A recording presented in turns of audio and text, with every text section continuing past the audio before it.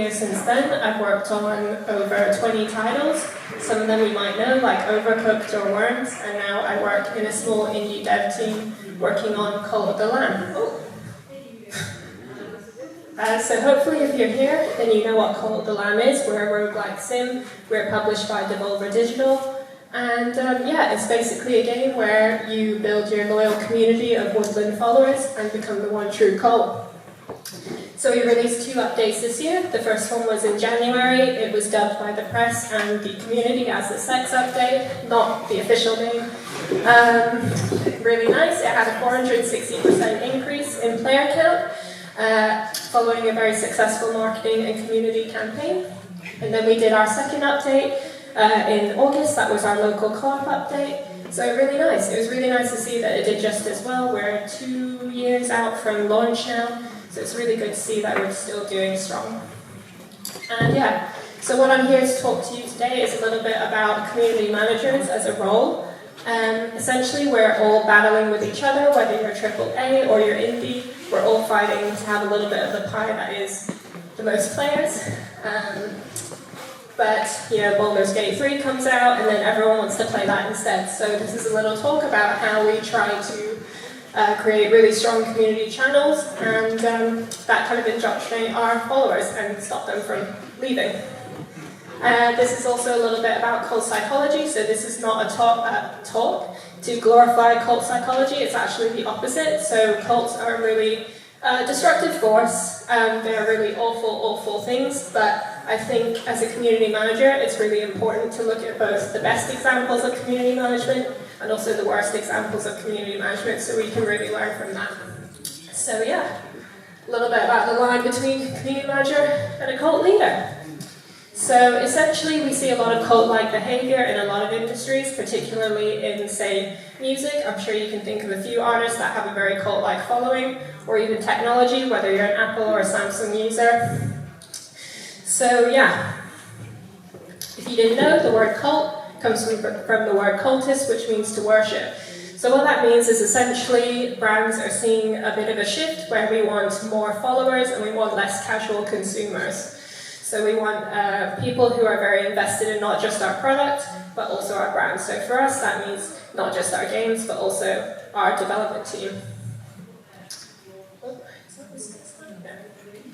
So what this is, basically, is the difference between cults and cult-like branding. So we know both are built around identity, ideology, and language. They both fulfill a need for belonging and purpose, because of course we all want to be part of something bigger than ourselves.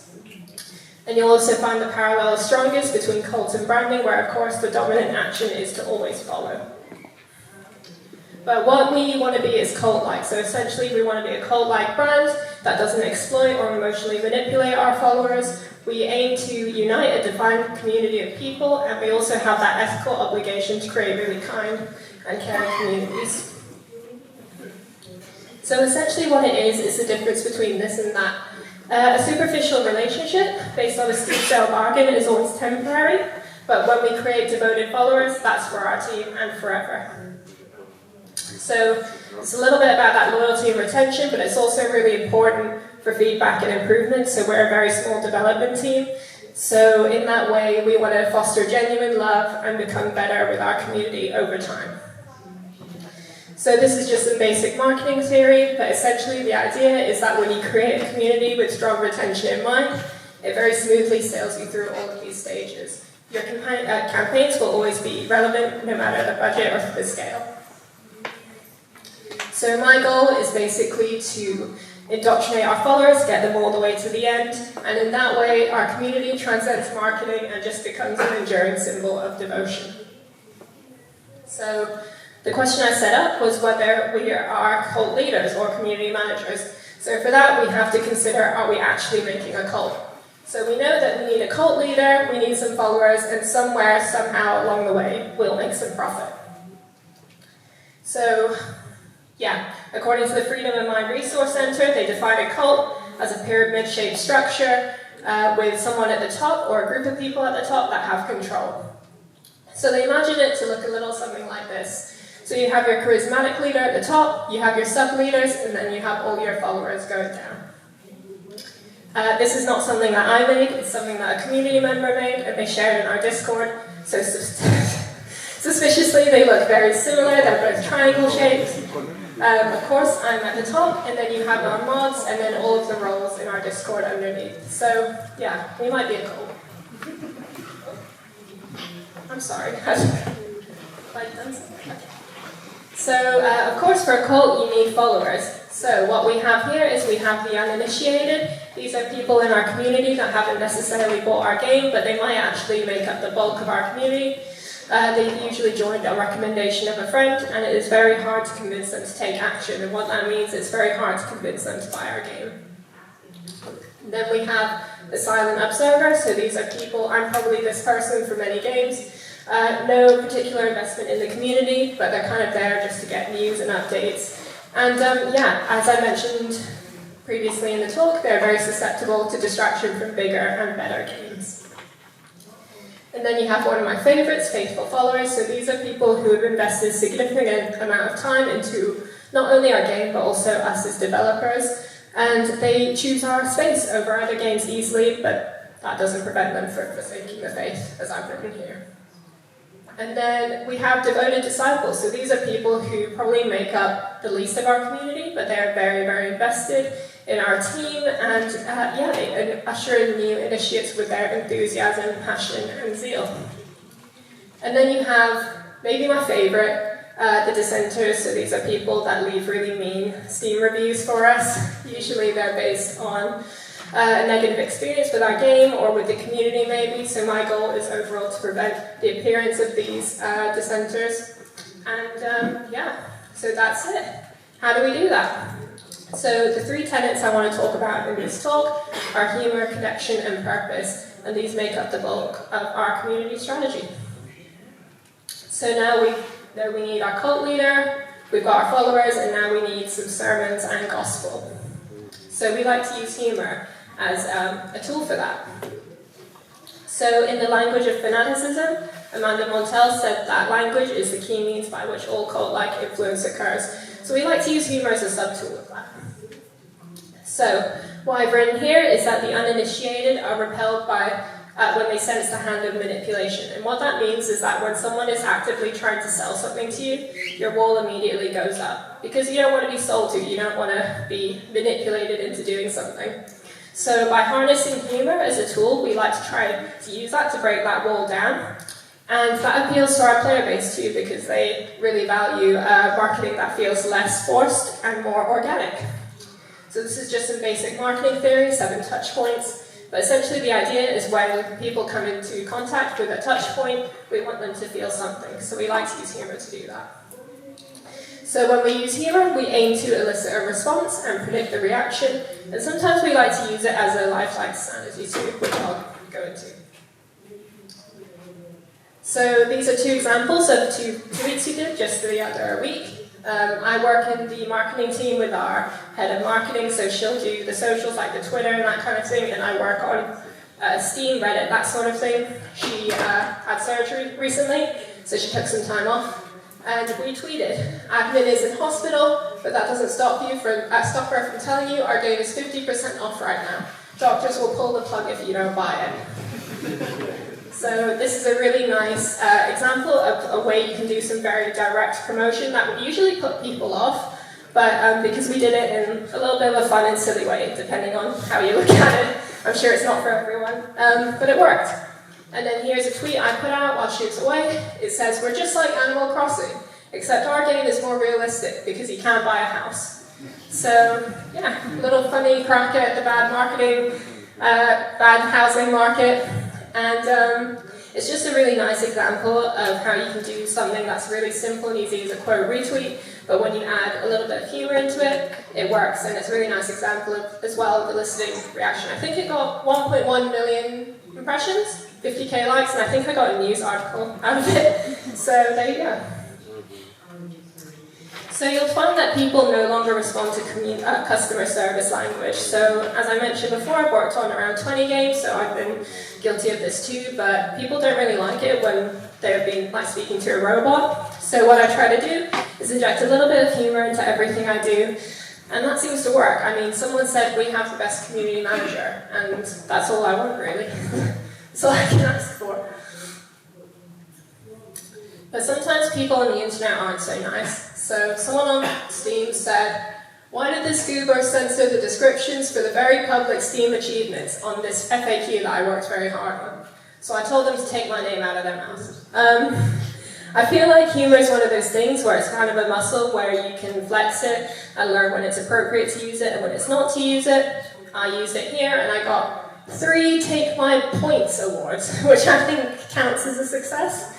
I'm very cautious to recommend this because obviously this is not something that will work for everyone. It works for us because we have set up that tone of voice and branding throughout everything and it's very consistent, so I can be fun like this. But yeah, I included it because it does work for us and it's a very important cornerstone of our strategy. And then the next thing I want to talk about is connection. So we know we need all these things. It's looking pretty similar to a real cult leader so far, but now we need a place to worship. So they say in this study that loneliness and the desire for belonging and connection is the main thing that is very significant in cult influence. And certainly the most side factor that prevented followers from leaving a cult is relationships with other cult members. So what we can learn from this is that we need to create a community that really has that strong need for connection in mind, and a community that will also encourage that. So the thing is, when someone buys into a game, they're not just buying into a game, they're also buying into a community. Essentially, people are making a statement as to who they are, what they believe in, so it's really important that when you're building your community, whether it's from the ground up or whether you've already got one now, that it reflects your values as a development team as well. I don't know why it's doing that transition thing. So essentially what I want to focus on is Discord, because especially as we see a shift towards other social media platforms linking, we want to raise up Discord, which has been a really, really important part of our community strategy in helping to encourage those connections between members. It spreads the hype and the faith of our game, and more importantly, it also gives players a reason to continue making our game 2 years out from launch a daily part of their lives. So hopefully this plays. This is just a really quick clip of our Discord. Obviously you have like the regular channels like General, Cult the Lab, whatever. But we also have our art gallery channels. So these are channels where, as you can see, each member has their own little post so they can create their own subsect of a community amongst a larger community. I think our Discord has around 150,000 members. So it's pretty big and it's pretty hard to build up connections without having a space to encourage that. And that works out for us pretty well.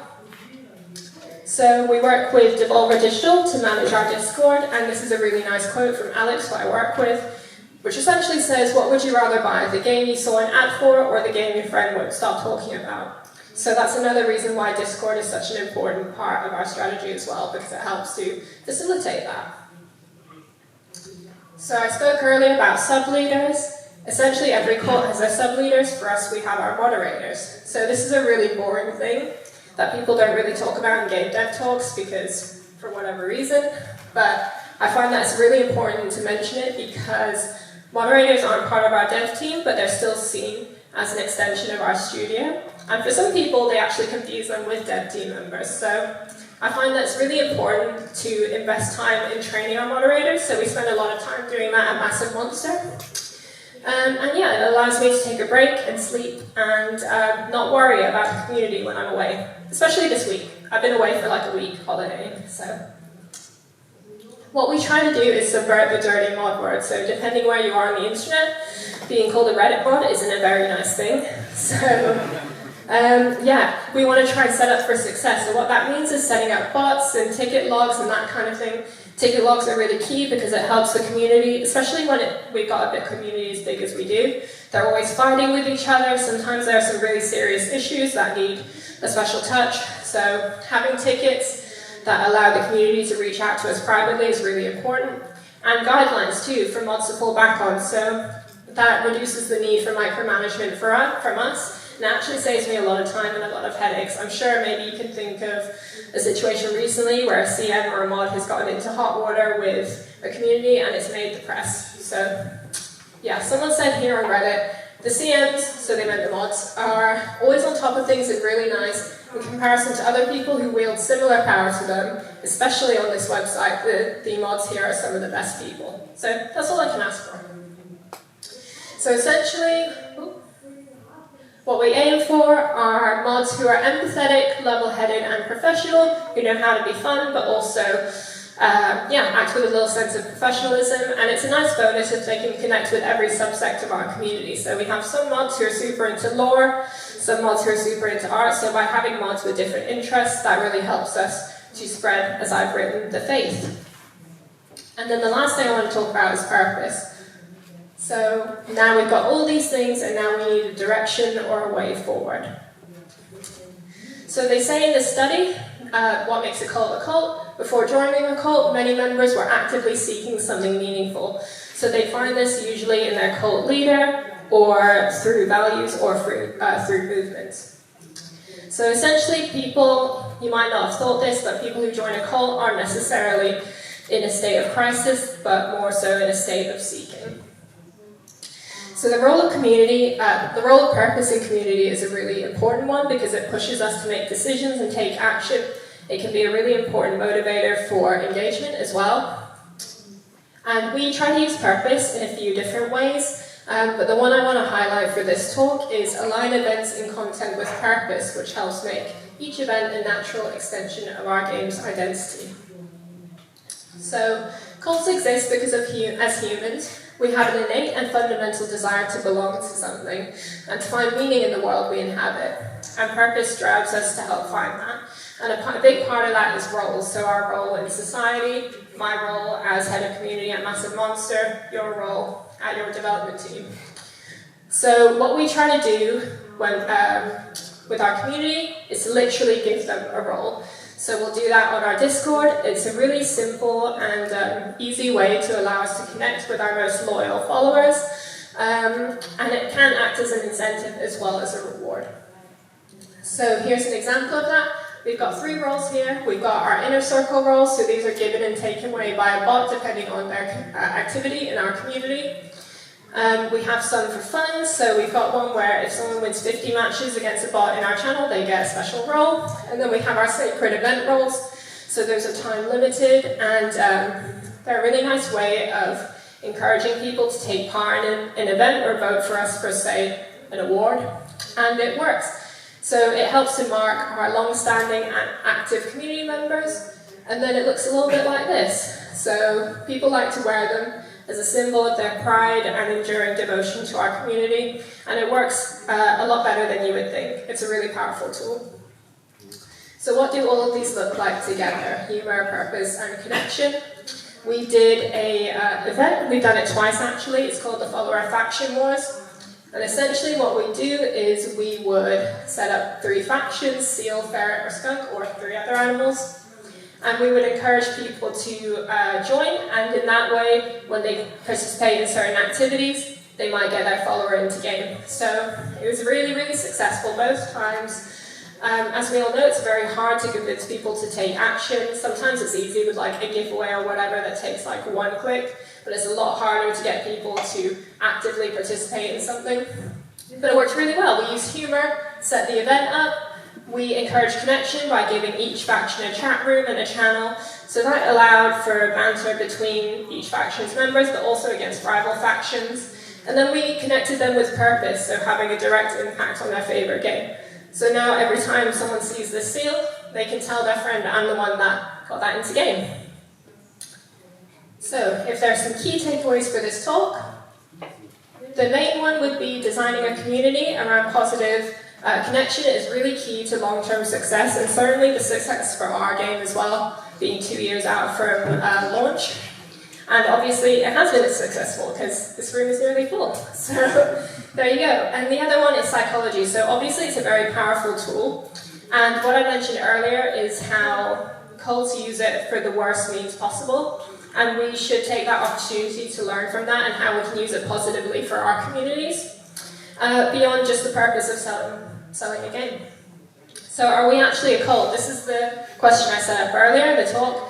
And the spoiler is no, and you shouldn't aim to be a cult either, even though we have all these things in common. So how do these three things fit into cult behavior? We know that language is the means by which all cult-like influence occurs. Cult leaders will often use humor to mock their followers or dissenters. They rely on connection to strengthen their hold on followers. And we know that purpose is almost always self-serving for the leaders. And we know that both roles are actually a little bit similar. So we know that they both exert charismatic leadership, they rely on connection, they even perform sermons and speeches, and I'm literally doing a speech right now. But ultimately we should aim to be cult-like and not cult. So what that means is that we can use psychology smartly and intelligently, we can learn from how it works effectively for leaders and for others, and we can use it to create these invested, resilient, and positive communities. So essentially we can use humor to foster inclusivity or for a wider sense for our marketing.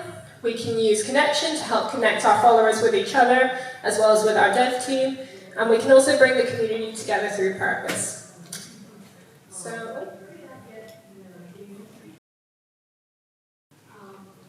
So essentially, as community managers, hopefully there are some in this room, we have a really rare opportunity to carve out communities. And I think we have a really important ethical obligation to create these kind, resilient communities, not only for our dev team and for marketing our games, but also to uplift our community members as a whole as well.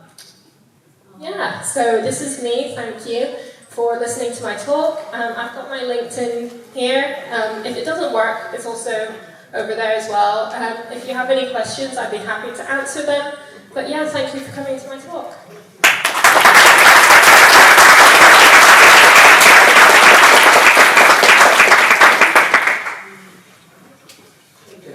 Yes, there's a question.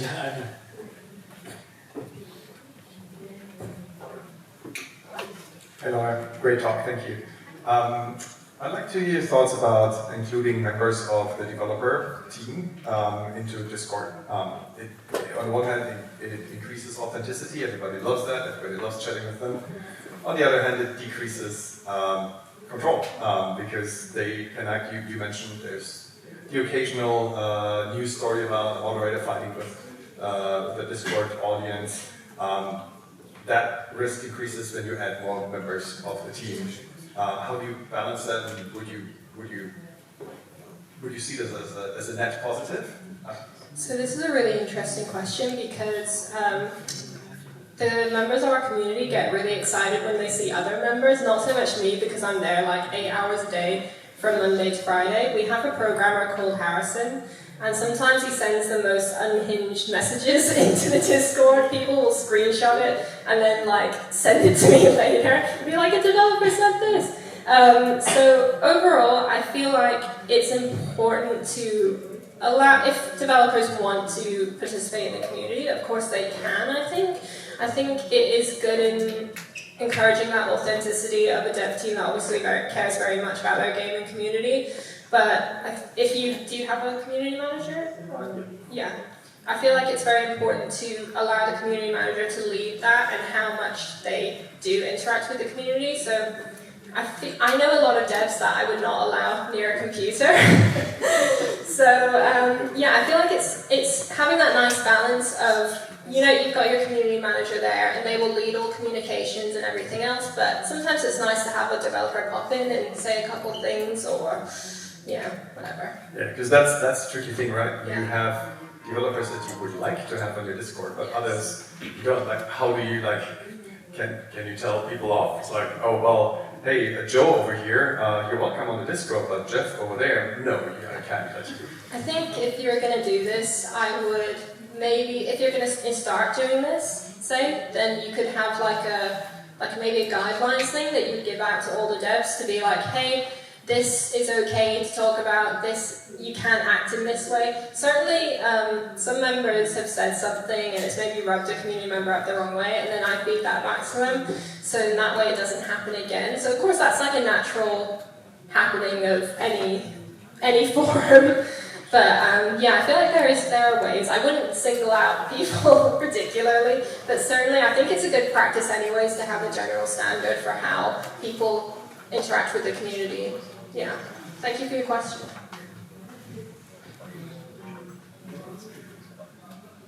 Not everyone's question. Thank you for your talk.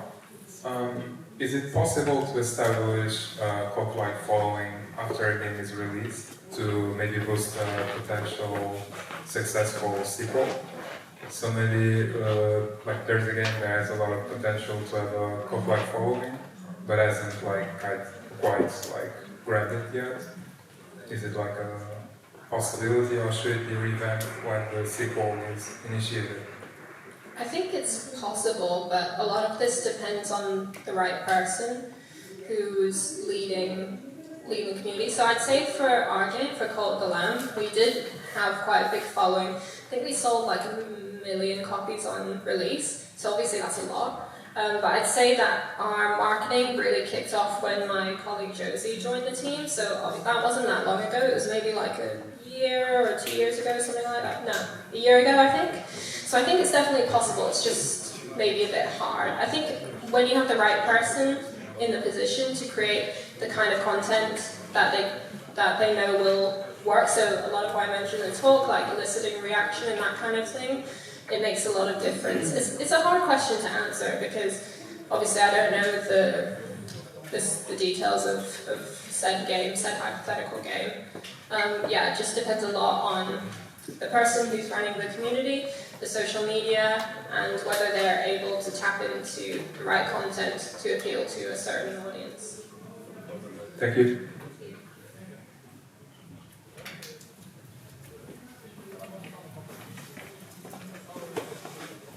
Hi, thanks for really wonderful content.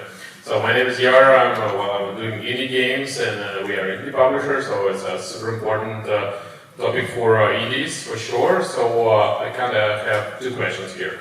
So first one, what do you do on a daily basis with the community? And the second one, how you were able to market to such an impressive amount, like so 150k followers is super cool. So pretty much it. What do you do and how do you promote it? Thank you. Okay, I'll start with the first one first. If I forget your second question, remind me. Yeah, I'm curious. So day to day, obviously I work as part of our marketing team with my colleague Josie, so she'll handle the wider marketing. So say, I don't know if you saw, we actually held a real wedding recently, and we legally married 2 couples in Australia. So we do a lot of like marketing stunts and that sort of thing, so she'll handle that. I do more like day-to-day, so Steam, Reddit, Discord, and some other YouTube maybe. We do a lot of stuff on our YouTube recently. And what my job is really is stopping people from fighting each other, doing lots of events to try and not only help grow our community, but keep our community very resilient in terms of like follower count.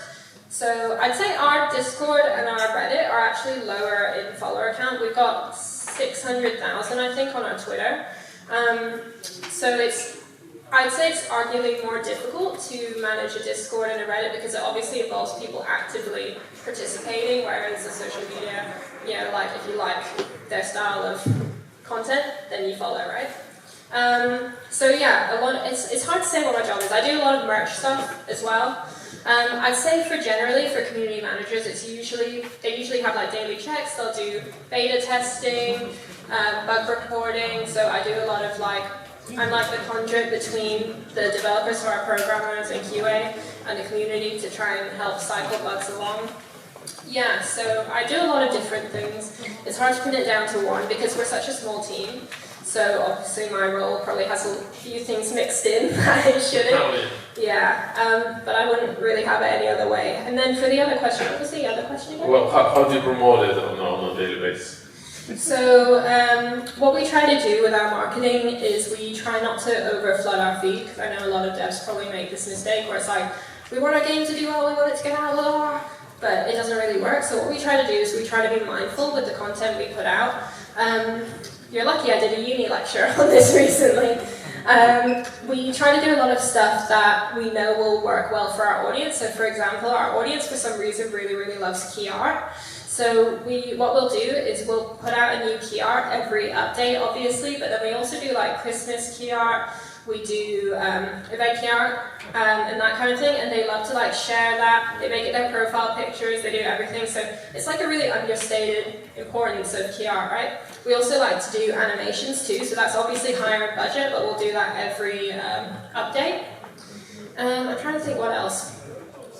I'd say the most important thing is what I mentioned in the talk, is just creating content that we know will elicit that reaction. So say for what I mentioned, QR, we'll put something in there that we know people are going to be like, what the fuck is that? So I'm trying to think, we did a Christmas one recently last year, and it had the final boss character and the lamb together in a kind of like merry moment with like an egg in the middle with like the baby, and people were like, what am I looking at? So we like to do a lot of that kind of thing. I think a lot of it is trying to be creative as well with your actions. So for example, we did a wedding, we did Lo-Fi Lamb, so if you know Lo-Fi Girl, the channel, we did a Lo-Fi Lamb, so that used, basically just made a new animation for that, but then we also made use of our existing audio tracks to make something completely new. So it's being smart with how you use your content for more than one thing as well. There's no easy answer to this. Oh yeah. There's no easy answer, but I think it's just finding your niche and then creating content that you know will not only elicit that reaction, not just from your community, but also something that people will find funny, even if they don't know what Cult of the Lamb is. We try to focus on that quite a lot. I hope that. Yeah, it's a super cool answer. If there is no question, I was the last one. But there is. Okay. Thank you very much. Thank you so much. If people want more questions, there's a QA session. Go to the QA session, and then you can make there's an area that you can join. I'll do the question to answer. Thank you so much.